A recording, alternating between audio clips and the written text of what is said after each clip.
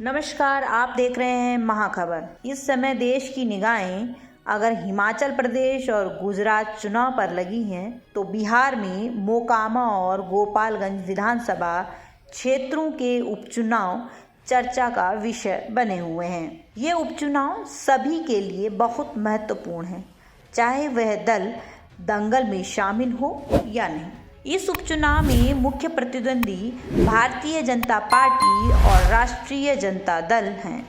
इनमें एक एक सीट दोनों के पास थी। आंकड़े इसी स्थिति को दोहराने की तरफ झुके दिखाई देते हैं, तो समीकरण कुछ भी हो सकता है। यदि भाजपा के हाथ दोनों सीटें आती हैं, तो नीतीश कुमार को झटका उसके लिए मायने नहीं रखता। यदि राजद को यह मौका मिलता है, तो सदन में समीकरण उसके पक्ष में चले जाएंगे। भाजपा के लिए फायदे वाली बात यह है कि नीतीश कुमार पेट की चोट के चलते दोनों ही जगह प्रचार में नहीं जा रहे हैं। भले ही दलों की साख इसमें लगी हो, लेकिन देखा जाए तो मोकामा से आनंद सिंह व गोपालगंज से भाजपा के सुभाष सिंह वर्ष 2005 से ही जीतते आ रहे हैं। AK-47 रखने के आरोप में आनंद सिंह के जेल जाने और सदस्यता रद्द होने के कारण मोकामा सीट खाली हुई है,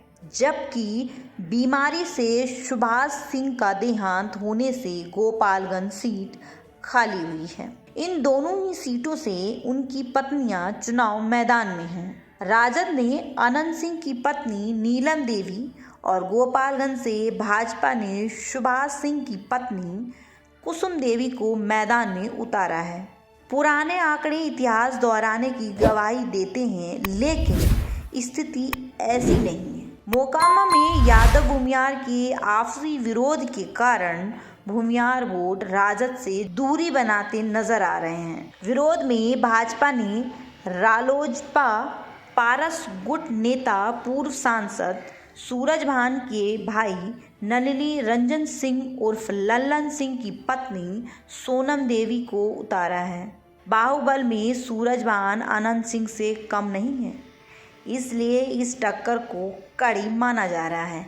हालांकि वर्ष 2015 में आनंद सिंह ने निर्दलीय लड़कर यहां की सीट जीती थी, इसलिए पलड़ा उनका कमज़ोर नहीं माना जा सकता। गोपालगंज से समीकरण दिलचस्प है। वर्ष 2015 में जब नीतीश और लालू साथ थे, तब भाजपा के सुभाष सिंह को वहां 78,417 वोट मिले थे, और जब 2020 में नीतीश साथ थे, तब लगभग 1000 वोट कम हो गए थे।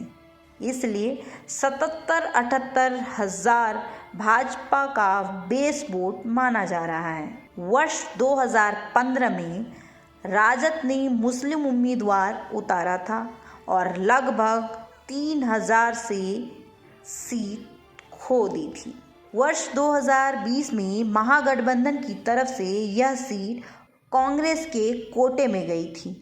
36,000 वोट पाकर वह तीसरे स्थान पर रही थी, जबकि दूसरे स्थान पर बसपा के टिकट पर लड़े तेजस्वी के मामा साधु यादव को 41,000 से अधिक वोट मिले थे। माना जा रहा था कि यादवों के वोट राजद के साथ रहने के बाद भी कांग्रेस को न जाकर साधु यादव को गए थे, क्योंकि वर्ष 2015 में बसपा केवल 3,500 वोट पाई थी। इस बार साधु की पत्नी इंदिरा देवी बसपा के टिकट पर हैं, लेकिन इस बार तेजस्वी के लिए यह प्रतिष्ठा की लड़ाई है। यादव उन्हें भावी मुख्यमंत्री के रूप में देख रहे हैं, इसलिए यादव एकजुट हो सकते हैं और प्रत्याशी वैश्य होने के कारण कुछ लाभ मिल सकता है। इसलिए लड़ाई आसान नहीं कही जा सकती।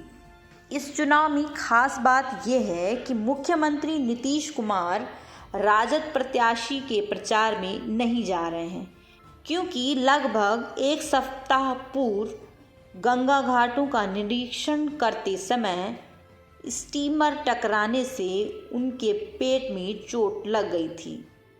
नीतीश का न जाना राजद को भारी पड़ सकता है, क्योंकि इससे यह संदेश जा रहा है कि नीतीश राजद की जीत नहीं चाहते हैं। इसके पीछे लोग तर्क भी दे रहे हैं कि अगर राजद दोनों सीट जीत गया तो राजद के 80, कांग्रेस के 19, वाम दलों के 16 मिलाकर 115 हो जाएंगे। जीतन राम मांझी के 4, AIM के 1 व एक निर्दलीय के सहारे 122 का साधारण बहुमत उसे हासिल हो जाएगा। वैसे भी 243 की विधानसभा में कुढ़नी की सीट अभी रिक्त है। बहुमत प्राप्त होने के बाद राजद को नीतीश कुमार की जरूरत नहीं रह जाएगी, इसलिए नीतीश जाने से कतरा रहे हैं। नीतीश की इस चोट ने राजद को खासा दर्द दे दिया है। हालांकि राजद और जदयू